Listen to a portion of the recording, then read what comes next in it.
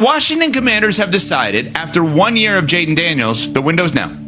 That's amazing to think about. Wouldn't you if you were them? Yeah, but when you sign a guy like Von Miller late in the process here, we're close. Hey, he could if he gives us 5 or 6 sacks during the course of the season as a random, situational third down pass rusher, that's what we need. We go and bring in Deebo Samuel. We go and get Laramie Tunsil, the big left tackle. Courtney, is it reasonable for the Washington Commanders to think they could win the division, win the conference, go to the Super Bowl? Are they right to now be in the window? Oh, absolutely, which is the reason they need to pay Terry McLaurin in addition to doing all these other moves that you mentioned this offseason. And I think, like you said, if Von Miller, he's not playing 80% of snaps anymore, he's not going to be anything more probably than a situational pass rusher, but you get 4 or 5 splash plays from him. I mean, look at this defensive line. Who else is going to be making these plays? There was a reason that coming off giving up 55 points in the NFC Championship game, they felt that they needed to address the pass rush.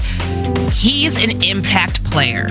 Bobby Wagner is an impact player. The two of them getting to get paired together, that again, I think is absolutely fantastic. I'm excited to see it, but this is a team that sees right now in the NFC East, in the NFC landscape in general, they've got to go for it. They've got to win with Jayden Daniels on a rookie contract. They clearly feel they have the tools to do that. There's just like one remaining thing out there that clearly deadline spur action. I don't feel like they are up against it with Terry McLaurin, but that's the next order of business here. And I like the Von Miller move by and large. I think it's a smart play to go after opposing quarterbacks. You've got some pretty good ones in your own division and in the landscape that you're going to have to take down in order to get to the Super Bowl this year and cross that path. Absolutely, Courtney. And I don't know if you're familiar with the quarterback rules as featured on ESPN.com, not once but twice, right, Evan? Yep. And one of those rules says written by Evan Cohen. Yep. One of those rules is have a quarterback that outperforms his contract. No? Yes. And didn't Jayden Daniels do that to an extreme degree last year? That's right. So what do you do when you have a guy who's outperforming his contract and you have a finite amount of time to capitalize on him being on a rookie deal? Because he looks every bit as special as we think he is. And they're pushing the chips in with Von Miller. They're fortifying that defense. I think it's so smart. They're doing what the Rams did a couple years ago, adding him as a piece to hopefully get them to the Super Bowl. He was able to do it with the Rams, mid-season trade, 5 sacks in 8 regular season games, playoffs, Super Bowl win, and Adam Peters knows him from his time in Denver. So he's familiar with the person, they're familiar with the player, and they're saying, we need to make sure that while we have Jayden Daniels in a financially beneficial situation for us, that we're doing everything we can to try to capitalize on this window. They're looking good. And speaking of looking good, Marcus Freeman will join us, Notre Dame head coach, later in this show today. Looking forward to that. He will be sitting in the seat that Courtney is choosing not to sit in. So we are looking forward to having Marcus Freeman with us later today. A tremendous hire by Notre Dame. They must have used ZipRecruiter to make that hire, because typically you don't associate Mahomes, because for him, he had a down year last year. And so the question has popped up, which QB is the closest to surpassing Patrick Mahomes? And in my mind, there's one clear, obvious answer. There's only one quarterback that actually can do this. Are you going to say Jalen Hurts? You're damn right I'm going to say Jalen Hurts. I knew it. Well, I'm going to tell you why. Jalen Hurts is the only active quarterback that I think anyone can make an argument could even come close to being ranked number 1 next year. I'll play this out. If, hypothetically, Lamar Jackson and the Ravens won the Super Bowl this year, and he won his 3rd MVP, and he won the Super Bowl, would he be number 1 next year? Probably not on this list, honestly. Okay, let's keep going. I'm going to run through them, Court, so let's just keep going here. Fair. Josh Allen wins the Super Bowl, wins his 2nd MVP. Is he above him next year, Mahomes next year? There's an argument. Yeah.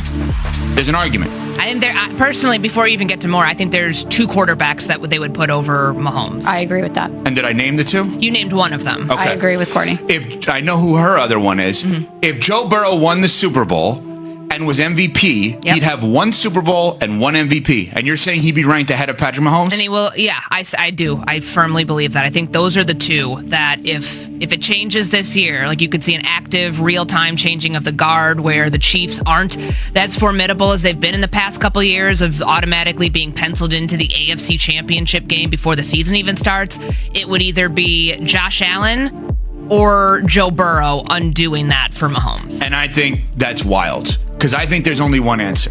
The only answer of anyone in my mind that could come close to surpassing Patrick Mahomes in rankings currently. Not overall, not all time, not for a career, but literally playing out this season and then heading into next season, only one guy.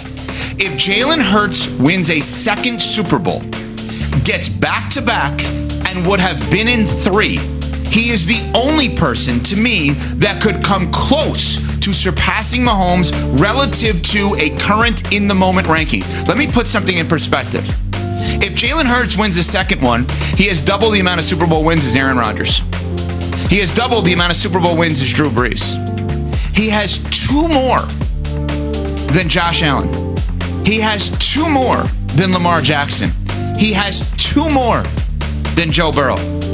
Jalen Hurts is the only quarterback that if you play out perfection for all of these guys individually and then the ultimate team success of winning a Super Bowl, the only player in my mind that could surpass Patrick Mahomes in a current in-the-moment 2026 ranking is a guy who would win back-to-back. That's it. Not Lamar, who I love, not Josh Allen, none of these guys, only Jalen Hurts. But you don't think that the same argument would carry weight next year as it does this year about everything around him and what he is asked to do, and maybe more importantly, what he's not asked to do, that some of these other quarterbacks are?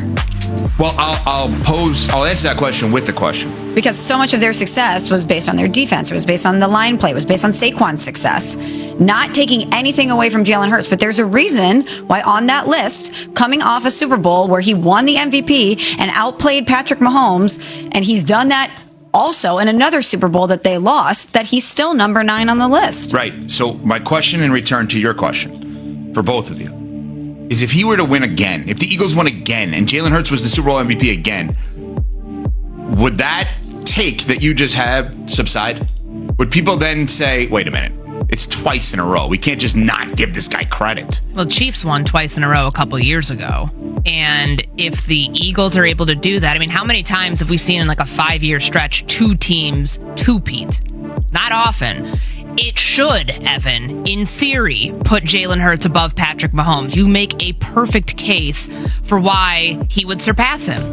But I think the same things, the same biases that we see within front offices with the way that people who construct these teams think is that this is a quarterback who's in a perfect situation. Not everything's on him. He doesn't have to win from the pocket. He doesn't always win from the pocket. They're still going to put the Joe Burrows, the Josh Allens, heck, maybe even Jayden Daniels this year, the traditional prototype quarterbacks above somebody who does it in a multitude of ways. I truly think that they're going to look at that and say Jalen Hurts' success is a product of team success more than it is of individual results. And we don't have to agree with that, but history has shown us more times than not, like until he wins a league MVP, until he has a Josh Allen, Lamar Jackson type season individually, that we're going to discredit the wins that he's a part